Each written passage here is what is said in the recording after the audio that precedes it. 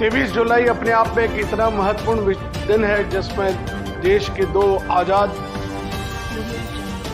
भारत के इस इतिहास में जिन स्वतंत्रता सेनानियों को हम याद करते हैं उनमें से दो महत्वपूर्ण, मैं यूं कहूं कि क्रांतिकारी, जिनके हौसले इतने बुलंद थे और जिनके खून में इतनी गर्मी थी कि वे अंग्रेजों से लोहा लेने के लिए हर बात के लिए तत्पर रहते थे। ऐसे महान सपूत लोकमान्य तिलक, नाम से ही पता चलता है कि लोकमान्य, उनको लोगों की इतनी मान्यता प्राप्त थी कि उनको लोकमान्य की उपाधि दी गई।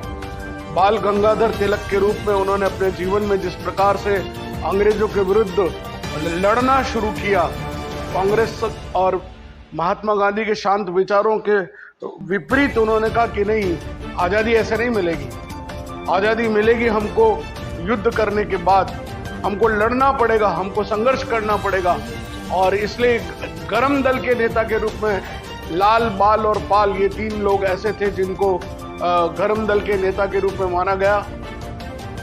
लोकमान्य तिलक की सबसे महत्वपूर्ण बात थी, उन्होंने कहा अगर आज़ादी हमने प्राप्त कर भी ली तो वह आज़ादी कब तक टिकेगी। समाज के अंदर ऐसे कार्यक्रमों को स्थापित करना चाहिए जिससे समाज एकजुट हो सके। और उन्होंने छत्रपति शिवाजी की जयंती को मनाना और गणपति उत्सव को मनाना, दोनों कार्यक्रम शुरू किए। और आज भी हम देखते हैं कि आज़ादी के इतने वर्षों के बाद जब आज़ादी का अमृत महोत्सव मनाया जा रहा है, आज पूरे भारतवर्ष में छत्रपति शिवाजी की जयंती उत्सव और गणपति उत्सव के रूप में यदि कोई कार्यक्रम पूरे भारतवर्ष में मनाया जाता है तो वो लोकमान्य तिलक की देन है, जिन्होंने अंग्रेज उनको कहते थे अशांति दूत हो तुम, अशांति के सबसे बड़े अगर कोई था तो अंग्रेज इनको कहते थे तुमने अशांति, भारत की अशांति के सबसे बड़े नायक तुम हो। तो लोकमान्य तिलक एक कितने क्रांतिवीर थे। दूसरे क्रांतिकारी के रूप में चंद्रशेखर आजाद, जिनकी मूंछों का वो चित्र हमको ध्यान में आता है, और घड़ी पहने हुए और मूंछों पर ताव देते हुए वो ब्राह्मण पंडित चंद्रशेखर आजाद, जिन्होंने प्रयागराज में अपनी एक ऐसी अमिट छाप, जब अल्फ्रेड पार्क में जब उनको घेर लिया गया तो वो अकेले पुलिस से लड़ लिए, और जब अंत में एक गोली बची तो उन्होंने कहा कि इन अंग्रेजों के हाथ में आने की बजाय खुद को गोली मारकर वहीं शहीद हुए। अंग्रेजों को पता था कि ये व्यक्ति इतना बड़ा है, इसका व्यक्तित्व इतना बड़ा है। उन्होंने सैंडर्स को जब मोटरसाइकिल पर चलते हुए उन्होंने सैंडर्स को जब गोली मारी, भगत सिंह उनके साथ थे, जब गोली से वो सैंडर्स नीचे गिरा तो उस पर 6 गोलियां दागकर उन्होंने उसकी, वहीं पर चंद्रशेखर आजाद ने उसकी हत्या की और सीना तान के बोला कि हाँ, हम भारतवासी इन अंग्रेजों को खदेड़ कर छोड़ेंगे। जब भगत सिंह को फांसी की सजा सुनाई गई तो वे महात्मा गांधी के पास भी गए। उन्होंने गणेश शंकर विद्यार्थी से भी मुलाकात की, और जवाहरलाल नेहरू से जब उन्होंने बात करी तो जवाहरलाल नेहरू ने एक इतना अजीब शब्द बोला था कि ये सब फासिस्ट लोग हैं।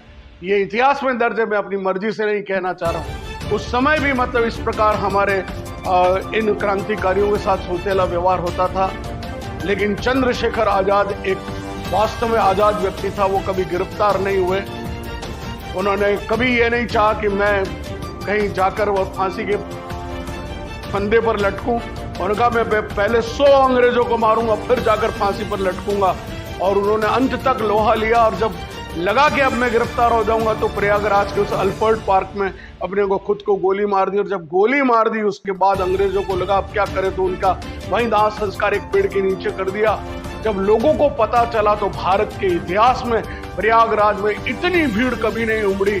उसकी मिट्टी को लेने के लिए उस मिट्टी को लेकर लोगों ने अपने घरों में एक पूजा के स्थल पर उसको रखा।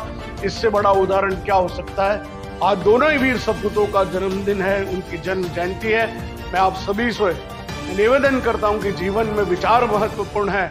इन दोनों के जो विचार थे, इन दोनों का जो व्यक्तित्व था, आज भले ही भारत आजाद है लेकिन हम कई तरह से एक ऐसे षड्यंत्र से गिरे हुए हैं। उस षड्यंत्र का लोहा लेने के लिए, उस षड्यंत्र से भिड़ने के लिए आज भी हमको लोकमान्य तिलक बनना पड़ेगा, हमको चंद्रशेखर आजाद बनना पड़ेगा।